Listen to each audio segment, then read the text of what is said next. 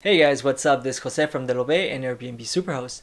On today's video, I'm going to explain to you some ways in which you can optimize your listing in order to attract more potential guests and therefore increase your chances of getting booked, which at the end translates to more money into your pockets. So let's get started. The title.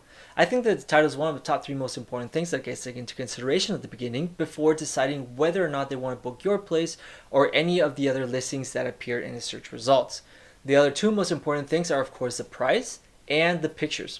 But why do I say these top 3 things at the beginning? Well, because when a guest makes a search into that particular town or see where he wants to do a vacation, for example, he's going to get a search result and he's going to see a lot of different listings. And when you look at that, you're going to see that the most noticeable information that you see right away is the price, the title, and the pictures.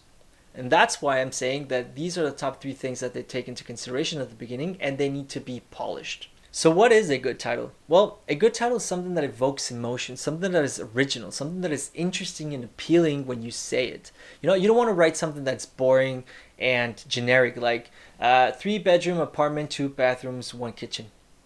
That doesn't really say a lot, and it's a missed potential, and probably guests are going to just scroll down. So instead of that, write something that is more appealing. Write something that is more of value to that potential customer or that potential guest. For example, if you have a listing which is at beachfront, or if you have another listing which is located at the downtown, make sure that you include these keywords in the title. For example, beachfront apartment or downtown apartment, because there might be guests that are looking specifically for apartments or for listings located at beachfront or at downtown. So you are already differentiating yourself from all the other listings which appear in their search results. So you think beachfront apartment sounds way better than 3 bathrooms, 2 bedroom, 1 kitchen? Of course. So you're already giving that boost. You're already optimizing your listing that way. And if you're not lucky enough to have a beachfront apartment, for example, or a downtown apartment, it's still okay, because you can also say, okay, well, my apartment is located only 5 minutes away or 2 metro stops away from downtown. That is also great, and that should also be placed in your title, because it also gives an indication to your potential guests that even though it's not located in a prime location, for example, at the heart of the downtown or the beachfront, it is still not that far away, and that it's still possible. And not only that, it might be also cheaper, so it's even better. Unfortunately, Airbnb gives us only a 50-character limit when writing the title, so make sure that you write the title in such a way that you use all the 50 or as many of them as possible. 45 is still okay, but make sure that you use all of them. Now we come to your listing's description. Your description is also crucial, because when pricing, when the pictures, and when the title is right, then this is the second step that they're going to do in order to further evaluate those that meet their requirements. So when writing your description, make sure that it is also appealing. Make sure that it is easy to digest. Don't make it as sophisticated as possible. Make it easy, make it fluent, and make it catchy. Also make sure that what's written in your description follows that which is shown in your pictures. So if you're writing that it's a beachfront property, or if you're writing that it's next to this amazing museum or next to this amazing location or tourist attraction, make sure that you also find that in the pictures. Because if it's not there and you're saying it's a beachfront property but there's no beach to be found in the pictures, well, they're probably not going to believe you. Unfortunately, we also have a character limit amount, which is a 500. So make sure that you use these 500 characters as smart as possible. And you can also structure it in such a way that you start maybe by giving a brief example, a brief listing example, then going to how your rooms are composed, what the outdoor space looks like, and where your location is located at. All of these things can be composed in such a way that it fits in 500 characters. Pictures.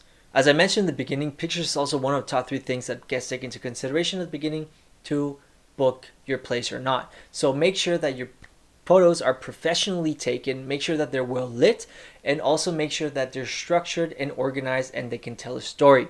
With this, I mean is that don't just upload pictures at random in an unstructured way. You don't want to confuse your guests. For example, imagine I'm the guest and I'm looking at your pictures, and I see the first picture was the main room, second picture is the garage, third picture is the patio, fourth picture is again a picture of your main room. I mean, it doesn't really make sense one with the other. So make sure that you upload the pictures in such a way that you're basically you're taking your guests by the hand and doing like kind of like a virtual tour. Like, okay, this is how the entrance looks like, and when we go in, this is what it looks like. To the right, there's this, and you go to the next picture, going to the left. Make sure that you can tell a story, and also don't state the obvious. Like, don't put a picture of your bed and write on the description like bed. No, like make sure that you're just like, okay, here's the bed, but on the right side it's this, on the left side it's this, on the ceiling you can do this. And also, if you want to write a little bit more of a feeling, what happens, like which feelings evokes that bedroom, then better. Also with the kitchen, not just write kitchen. Make sure that you can use this kitchen to make some fancy cuisine stuff. It's well equipped. Pricing.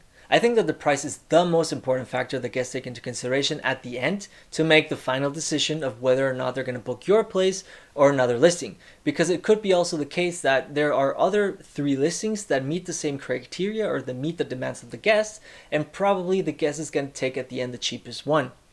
Could be. So this is why it is important for you to understand your listing's pricing structure, because if you don't know what is the minimum amount that you want to charge per night, then you could probably make a loss. But also, if you don't know the maximum amount that you can charge, maybe nobody's going to want to book your place because it's too expensive. Or if you book it too low on the high season, then you're missing out on the opportunity of higher earnings. So that's why we're trying to optimize your listing in order to find that sweet spot on both the low season and the high season, so that more reservations are made. And regarding the pricing, regarding what is the best price for your listing per night, I made a video. It's called How to Price Your Listing Per Night. I'm going to put it in the description so you can take a look at it, where I go through some further steps or through some other tips and tricks that you can take in order to find that sweet spot, in order to find the best price for your listing per night, whether it's high season or low season. Another way in which you can optimize your listing is by setting up a minimum amount of nights during the high season. And I'm saying during the high season because it's on this time of the year that the prices per night are at its peak. So you want to make sure that you take advantage of these high prices. So by putting this setting of minimum amount of nights, then you are attracting guests that want to stay, for example, at least for a week or 2 weeks or even months, as opposed to those that are just want to stay there for 1 night or 2 nights.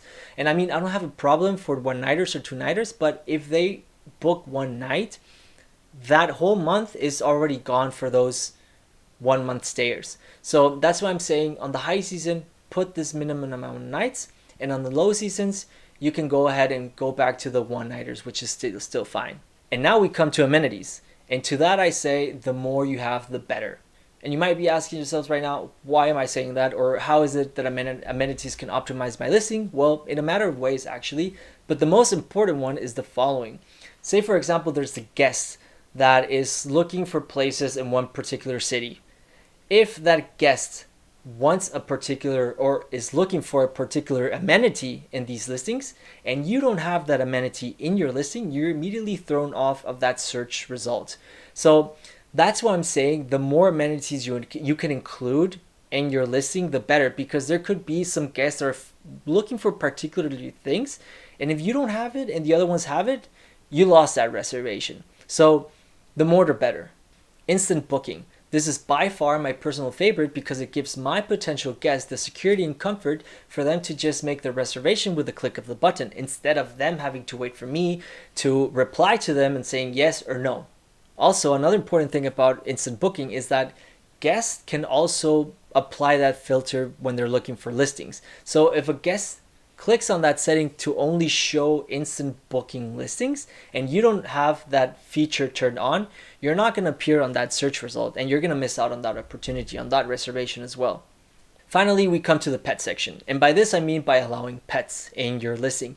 And I mean, this is a personal decision. I completely understand for those that say I do not allow pets because they could probably damage my property. It's totally fine. However, if you want to attract more long-term stayers, for example, those that want to stay 1 month, 2 months, 3 months, 4 months, those guests that are staying for longer, they're probably going to want to bring their pets with them because they don't want to leave them for 4 months with their neighbors or their family. I mean, that's a big responsibility to take on. So if you want, or if you're up for it to allowing pets, then you can probably open up your listing for a broader piece of the market, for a broader section of the audience, which is those that are traveling with pets.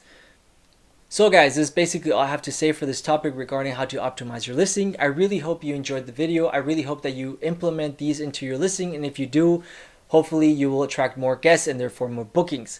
If you have any other comments, please write them in the section. I'll be more than happy to reply to them, or questions, I'll be more than happy to answer them. If there's any other topic that you're interested in, I'll probably make a video out of it. But anyways, thank you all for watching. Don't forget to subscribe, and we'll see each other in the next video.